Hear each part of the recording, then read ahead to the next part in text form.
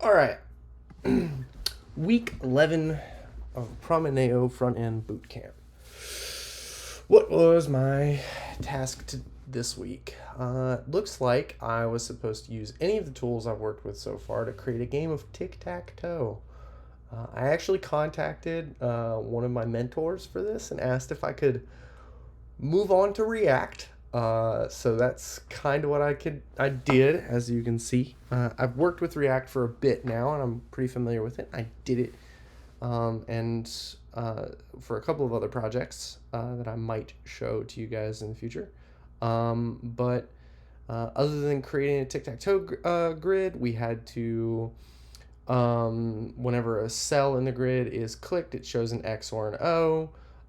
There needs to be a heading that shows whether or not it's X or O's turns. I did player 1 and player 2. It's not like it matters.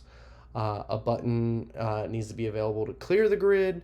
And when a player's won or the board's full, the game results in the game ends in a draw.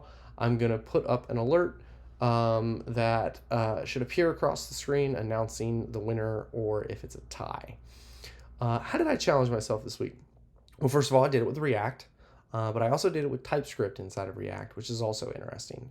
I did a multi-page application using React, even though React is built for single-page applications.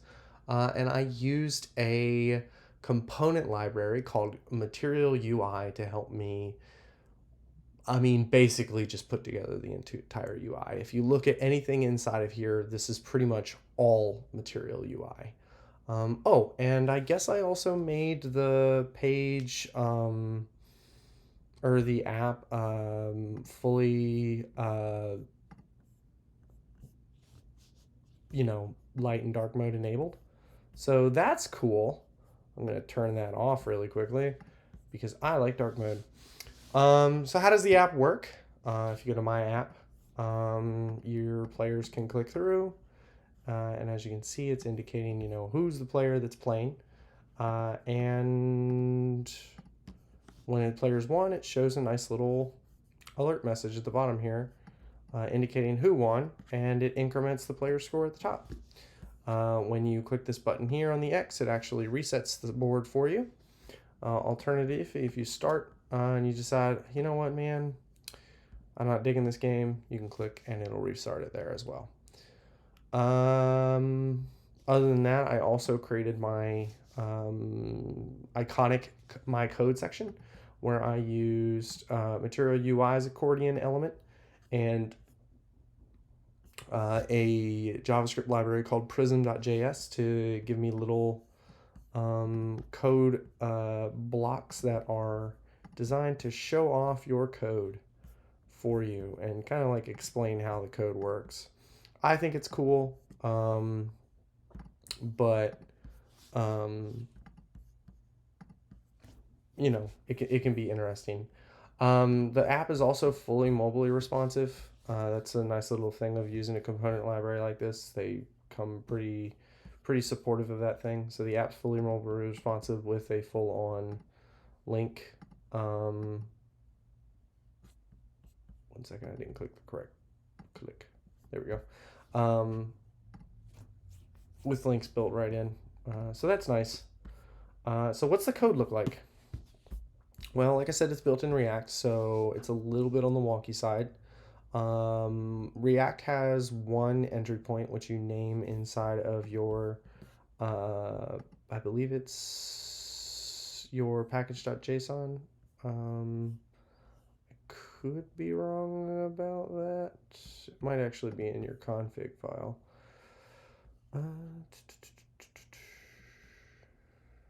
It has one entry point. In my case, the entry point is app.tsx. I used, or not app.tsx, main.tsx.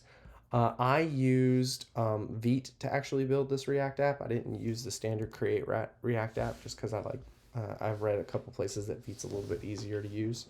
It also doesn't come with a bunch of unnecessary stuff automatically installed. So what I did here was in this, I have several React components. Some of this is the basic scaffolding of React. There's React.strict mode. That's not mine. That's just something that comes when you use Vite to build the application.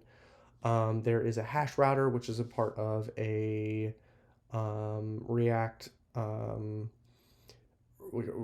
client-side routing library. The reason I used hash router is because I wanted this hosted on GitHub Pages, and GitHub Pages is not super friendly when it comes to the regular browser router that is provided by React Router DOM.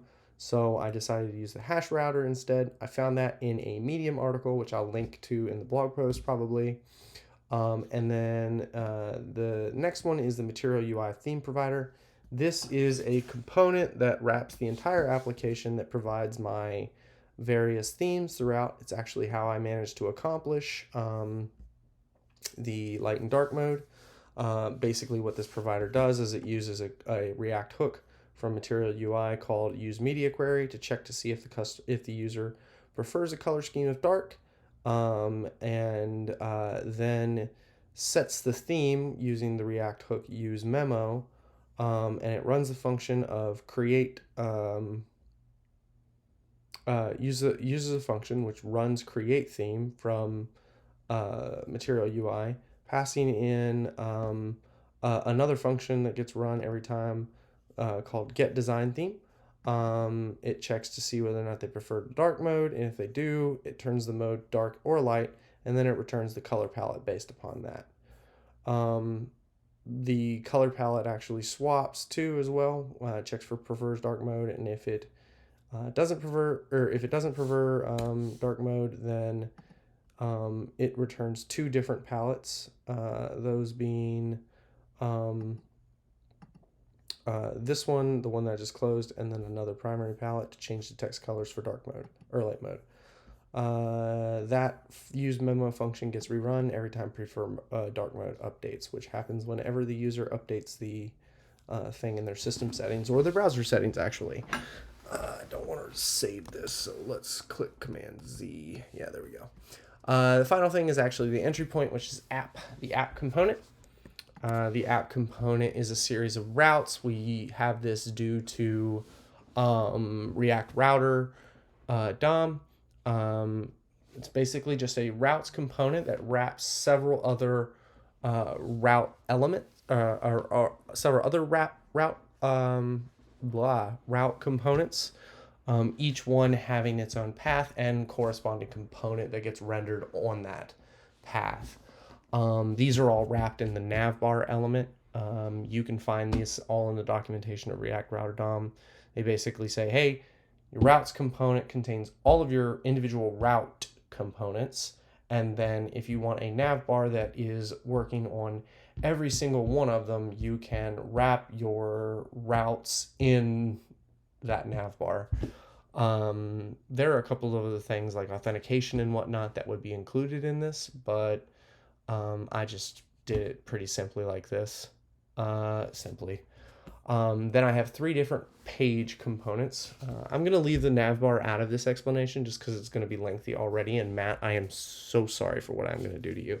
So what I'm going to do is just kind of explain the app page and the functionality of it, because it's not small by any means, and that's really the most important part of this app.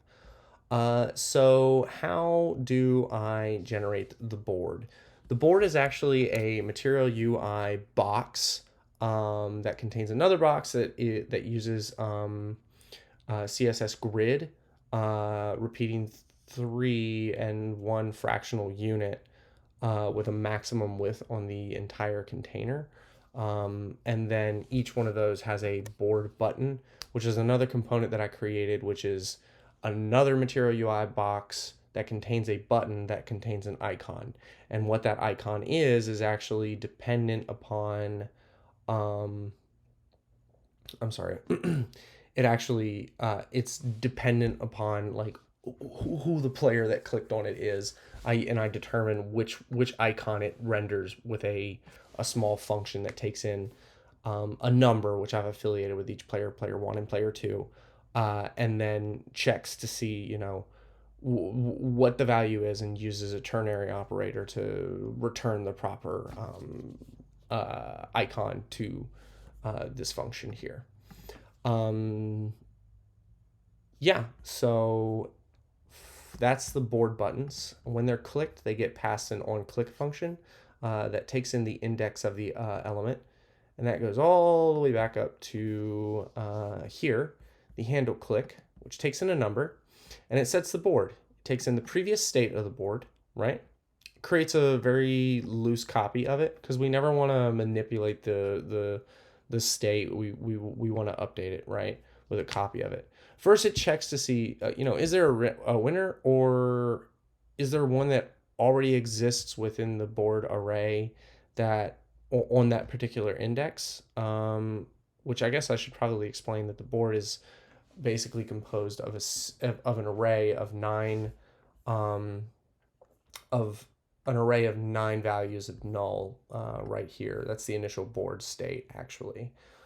If it doesn't, or if either of those are found, that if there is a value that is not null or there is already a winner, it just returns the previous board to the state handler, and basically that prevents it from updating any more beyond that. If it doesn't, if neither of those two conditions are met, it then goes on to set the index on the board to the excuse me, to the corresponding number of player one, which I actually use a Boolean value that I set up here to determine whose turn it is. It starts off with player one as the first one, so it's set to true. I checks to see if it's player one. If it's not, the number's two and the number's one. I don't remember why I set those two specifically. I just used that number to, keep track of it, and my brain thought it worked really well. And then it sets it to whatever the opposite of player one currently is, and it returns the new copy of the board. And then every time, one second, I need to remove this use effect. That is probably causing some performance issues. And then every time that state is updated, the actual page will re-render, and it'll check to see if there is a winner. How I calculate the winner is actually done by a utility function that I created. Where are you, you little stinker? Where did I put you? I don't need stack anymore. Where? Oh, I put it up top, right above the component. Anyways, what it does is it takes in the board, which is an array of either null or num. And then it returns either null or num. What it does is it has an array inside of it called winning lines. I know that if there is a if the in tic-tac-toe, if you have 3 matches on specific lines, then you win tic-tac-toe. If you have 0, in a horizontal, diagonal, or vertical, then you know that you've won the game. And that's, so I created an array of arrays that I could use to essentially keep track of whatever the winning possibilities were inside. And I save those to a variable called winning lines, and I loop over that winning lines, right? And I grab the first, the second, and the third off of it using array destructuring right here. And then I do just a quick comparison, right? I say, if the board at value, the first one, the X value, if there is one, right? If there wasn't, if a player hadn't moved on it, it would be null, right? So that if there is a number, it renders to true, actually, right? I ran into an issue where it was 0, but we'll ignore that.